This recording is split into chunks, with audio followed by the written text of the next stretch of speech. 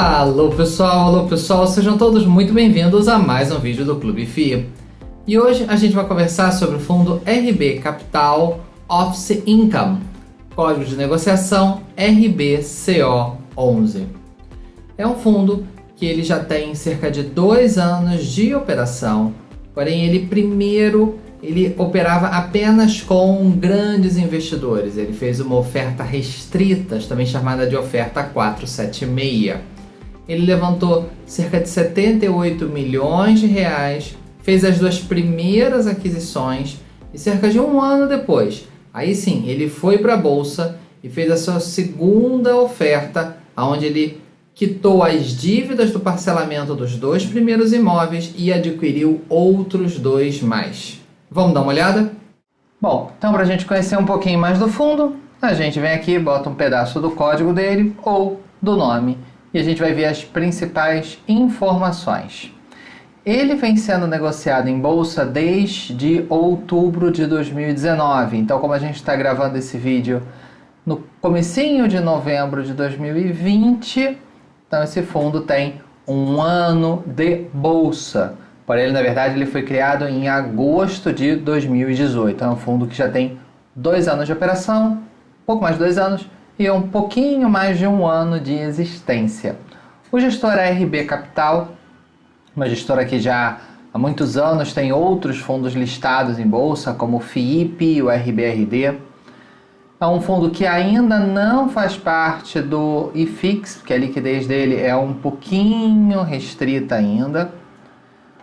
E o administrador é a BRL Trust.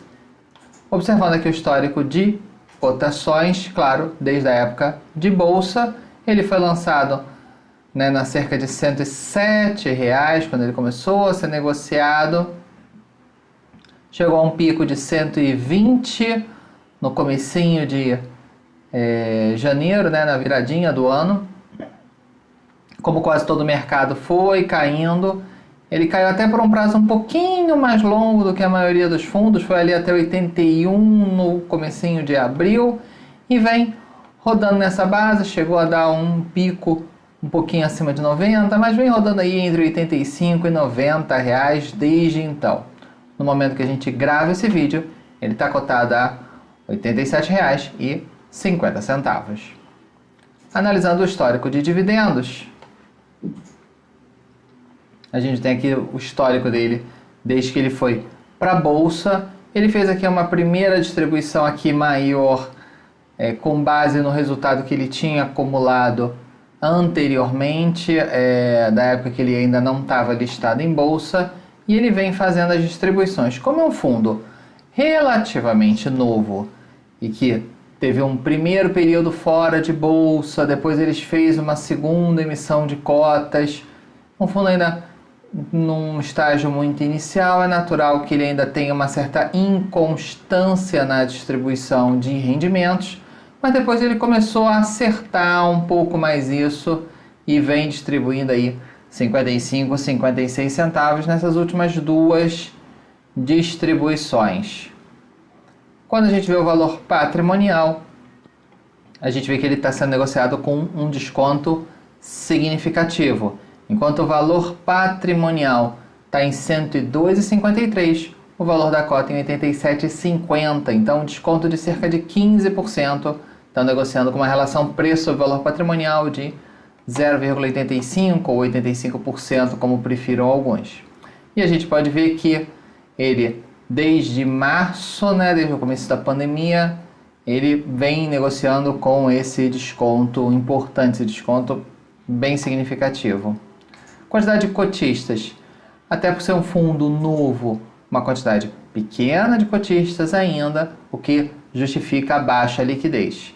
Anteriormente, com apenas 400 cotistas e tudo mais, e aí quando ele faz a emissão, aí ele já acelera para cerca de 2.500 cotistas, patamar que ele mantém até agora.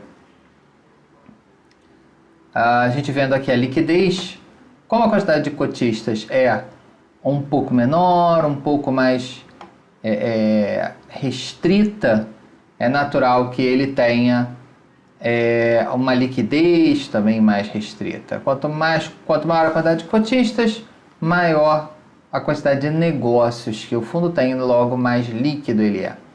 No começo dele de bolsa, antes da oferta, naturalmente a quantidade de negociações muito baixa. Depois sim, aí a partir da virada aí de março para abril, ele já dá uma melhorada na liquidez. Se a gente observar, nesse mês de outubro, uma negociação aí de 380 mil por dia em média. Setembro fechou com 310, então vem melhorando. Se a gente observar a média diária, né, se a gente pegar aqui desde 182, 268, 192, 206, 310, 380. Então vem subindo. A quantidade de negócios, claro, também vem subindo. Pode ver que logo depois da oferta, negócios aí abaixo de 2.000 negócios por mês. Hoje já batendo 5.400 negócios por mês. Então, é uma liquidez menor. Para quem vai entrar de repente com uma posição maior, vale a pena quebrar essa operação, essa entrada ou essa saída em várias compras, em vários dias, para não ter uma distorção de preço muito grande. Para quem vai fazer compras menores de 1.000, 2.000, 5.000, talvez até 10.000 reais por dia, não deve ter grande dificuldade nisso. Vamos dar uma olhada nos relatórios aqui na aba de comunicados. Aqui o último relatório divulgado em 13 de outubro. Vamos dar um zoom aqui para a gente poder ler melhor. Que vem com algumas informações que a gente já comentou. Ele é um fundo de gestão ativa de lajes corporativas. Como eu disse, ele já tem aí 2 anos de operação e ele é focado em ter a totalidade dos imóveis. Ele não tem a prioridade, não por regulamento, mas por estratégia, de ter pedaços de imóveis, ter lajes ou ter alguns escritórios. Ele é um prédio inteiro, ele gosta de prédios inteiros. Tá? Todas as 4 operações que ele fez até agora foram assim. Aqui ele comenta sobre os imóveis. A gente vê aqui o edifício Morumbi, por exemplo. A gestora faz questão de colocar aqui o preço pedido na região de cada imóvel, o preço por metro quadrado, né, de reais por metro quadrado do próprio imóvel. Então a gente vê aqui nesse caso esse imóvel alinhado com o mercado, qual é a ocupação na região e qual é a ocupação do imóvel. Então a gente vê aqui que é um imóvel que ainda tem um certo potencial de se aproximar da média, né, do mercado, né, da média da sua região. Aqui ele comenta sobre algumas melhorias que o pessoal da RB, que é a gestora, está fazendo no imóvel. Então, a implantação de café e lanchonete, a migração do fornecimento da energia da Enel para o Mercado Livre, buscando aí uma melhor relação de custo, de previsibilidade. Algumas operações, algumas mudanças na operação do estacionamento de forma geral, um pouco mais de receita que ele não detalha, mas pode ser de repente algum tipo de lava-jato ou talvez uma modalidade diferente de renda, como um mensalista, alguma coisa assim que pode trazer alguma relação melhor para o condomínio. E aqui, claro, também ele explica que essa comparação é com os imóveis classe A, que é o compatível com o imóvel. Essas informações são fornecidas pela Ciila, que é um dos maiores compiladores de informação do mercado financeiro. Ainda sobre o edifício Morumbi, algumas pessoas tiveram dúvidas sobre a questão do aluguel, por que o imóvel comprou e demorou para poder pingar o aluguel. Ele adquiriu no final de julho. Então, basicamente só na última semana. Naturalmente, o aluguel de julho ele teve um prorata quase insignificante, que foi apenas a última semana.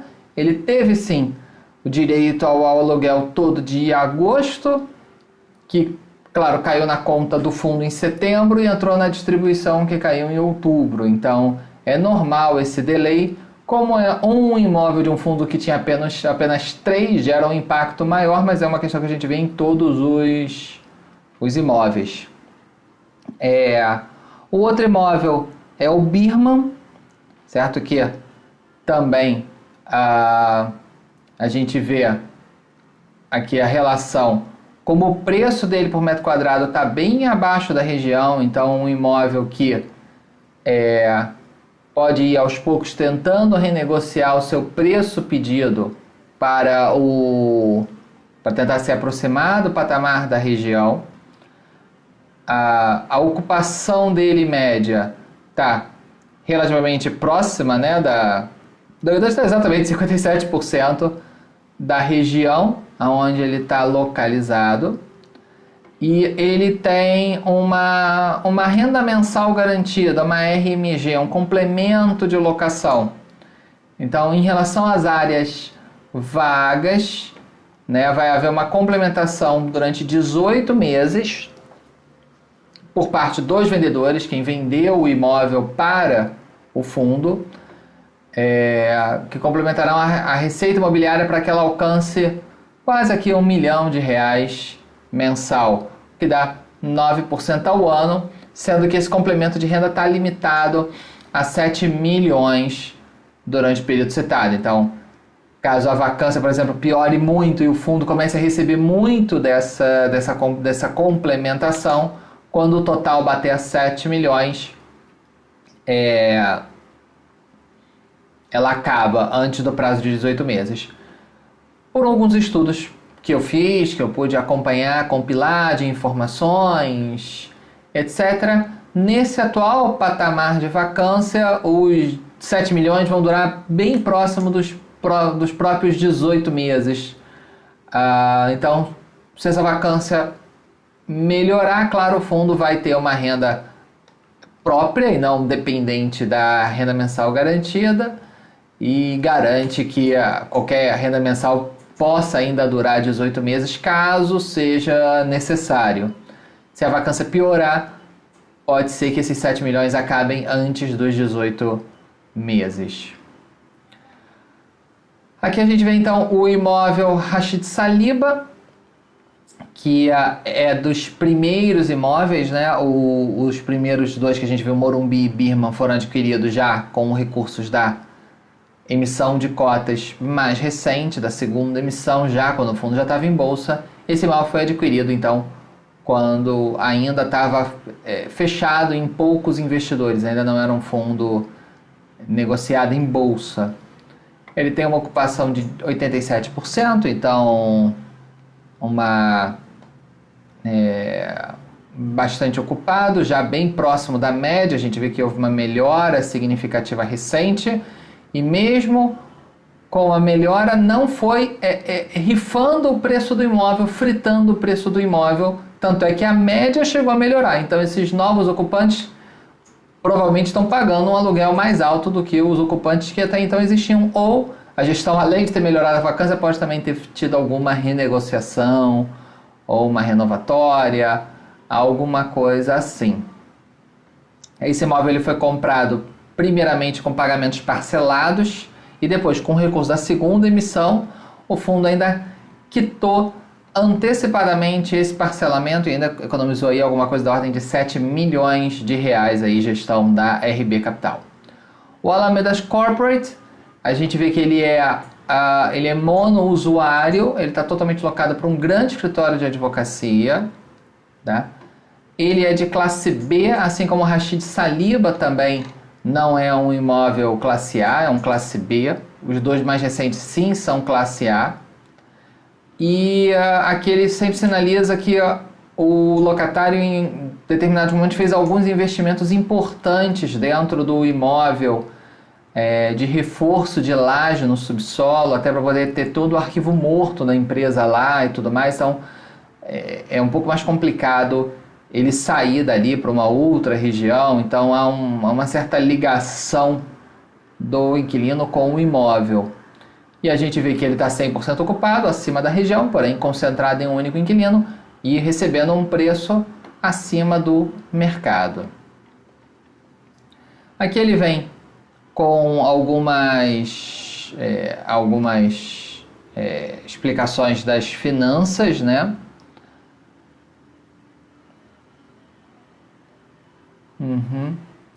Análise de rentabilidade, que a gente já viu. Liquidez, que a gente já viu. Aqui a explicação do portfólio. A gente vai ver que, comparados aos dois primeiros, né, ao primeiro formato dele, o fundo ele foi melhorando, por exemplo, reduziu a alavancagem dele, que era de cerca de 47% do patrimônio para apenas 13%. Ele ainda tem um dos imóveis ainda foi comprado de maneira parcelada e o fundo vem pagando devagarzinho, mas tem dinheiro em caixa para fazer esse pagamento. Aqui a gente vê a distribuição das receitas por prazo de vencimento, então razoavelmente pulverizado, não tem um grande período com uma grande cacetada de renovações e coisas parecidas. E aqui o período é separado por anos, né? Então a gente vê que 2021 tem alguma coisa, porém, quando a gente olha aqui um pouco mais separado por prazo, a gente vê que é um pouco mais escalonado, dá tempo da gestão ir negociando caso a caso e pensando caso a caso. Fundo concentrado em IGPM, o que é normal de um fundo típico, né, de aluguéis típicos. Aqui ele mostra a vacância física de cada um dos imóveis, aqui por área, e o quanto ele representa dentro do portfólio do fundo. A gente pode ver que, comparado ao que o fundo era, que ele era apenas de classe B, 2 imóveis classe B, e com compras alavancadas, ele se tornou um fundo agora com bem mais portfólio em classe A, né? Se a gente somar aqui as duas participações, a gente tem 65% em imóveis do tipo A, e ele reduziu a vacância, quitou esses empréstimos, e deixou o balanço do fundo, digamos assim, mais leve um pouco.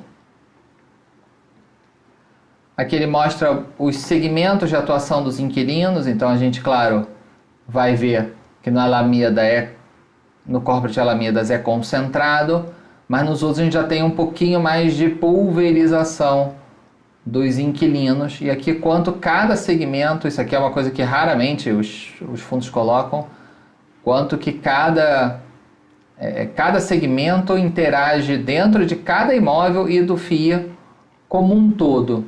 Aqui ele coloca aqui fotos da região, principais pontos, principais características de cada imóvel, de área, pé direito, número de vagas até, a quantidade de pavimentos, quantos conjuntos são por andar, até tipo de ar-condicionado, e aqui o setor de atuação, né, em cada um dos andares. Aqui no caso é um monousuário, mas se a gente correr aqui pro próximo imóvel, a gente pode ter um perfil melhor, né, enxergar um pouquinho melhor como é que funciona essa tabela. Ó, cada andar dividido por conjunto, então, por exemplo, nesse imóvel são 15 andares, 4 conjuntos com a área de cada um deles em metros quadrados, o vencimento do contrato, quando começou o contrato e qual é o setor de atuação. Então a gente vê, por exemplo, que o 12º andar tem metade dos seus conjuntos vagos, dos 4 são 2 conjuntos vagos, até na verdade conjuntos menores, então em área nem 50% de vacância nesse andar específico. Aqui também um conjuntinho vago, e que você tem todo um mapa, né, conjunto a conjunto, sempre com imagens dos imóveis. Então quem for da região de São Paulo consegue até reconhecer um pouco mais fácil. Aqui o imóvel Birman, né? Qual é a participação do fundo, do imóvel nas receitas do fundo. Então um relatório bastante detalhado, com muita informação, que a gente não costuma ver por aí nos relatórios semelhantes. Então, pessoal, gostaram de conhecer um pouquinho mais desse fundo? Uma questão que muita gente pergunta às vezes sobre esse fundo é sobre essa liquidez um pouco mais restrita. É normal, ele quando fez a oferta pública que seria o grande crescimento dele, ele acabou contratando o pessoal do Itaú como coordenador líder da oferta, e o Itaú acabou concentrando essa operação dentro da sua operação private. Então são grandes investidores com investimentos milionários. Então os cheques foram grandes, ou seja, não houve uma oferta de varejo, uma oferta aberta a pessoas que queriam adquirir pequenos valores. Ficou concentrado aí em 2.000 cotistas, vamos arredondar as contas. Então, cheques muito altos. Naturalmente, conforme a história do fundo for avançando, a tendência natural é que haja uma maior pulverização desses cotistas. Até também, claro, se naturalmente o fundo fizer novas emissões, usando uma outra estratégia de distribuição, isso vai dinamizar um pouco mais. Porém, se meramente deixar as coisas acontecerem, é possível que a gente vá vendo pouco a pouco a quantidade de cotistas crescerem. E esse pode ser um dos principais fatores pelo qual o fundo negocia com tanto desconto. É natural que quanto menor a liquidez de um fundo, mais prêmio de risco o mercado exige. Então, acaba negociando com mais desconto. Conforme a liquidez do fundo for melhorando, a quantidade de cotistas aumentando, a tendência natural, não que obrigatoriamente vá acontecer, mas a tendência é uma redução nessa percepção de risco. Logo, uma compressão desse desconto, uma redução desse desconto e, se tudo correr bem, o fundo se aproximando do seu valor patrimonial. Não é uma certeza, é meramente uma tendência. Fundos mais líquidos tendem a negociar com menores descontos. Tá bom, pessoal? Espero que vocês tenham gostado. Um forte abraço e até a próxima. Tchau, tchau!